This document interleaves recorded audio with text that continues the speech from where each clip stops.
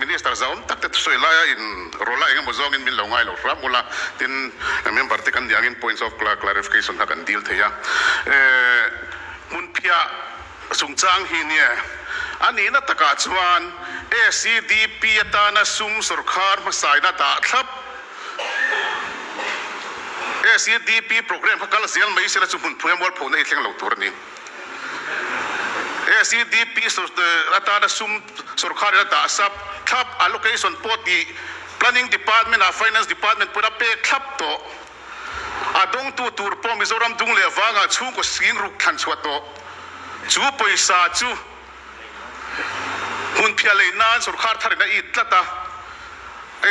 a document po hi finance department a ka deal chuaka MLA kan angin kan privilege te ni ve angin pe chuaka alung chia thla khop mai chu wang chuan ACDP NDDP MNF sarkar tirin akal meka akal angin NDDP kan chun som zel ge ni chuan financial year lak loa NEDP sung khathil da kan poteng lo ma se tun sarkara chuan ACDP poisa noi sing khale sanga kha atanga noi sing khale sang khat kha thai thar leinan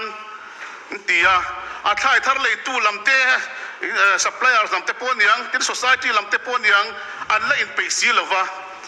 kan mul phodi hi chu wang chuan ti lo turti hi chu ram ro rel na po mol phone chu disial ni hi mole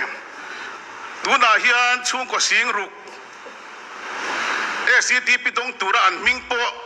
la khom vekto chu tiang turata na loin ba kho sia ruam ban po chung ko ruam ban po lo siam to an poisa tur chu sakan nia an minga anta na poisa location expenditure sanction po vekto ni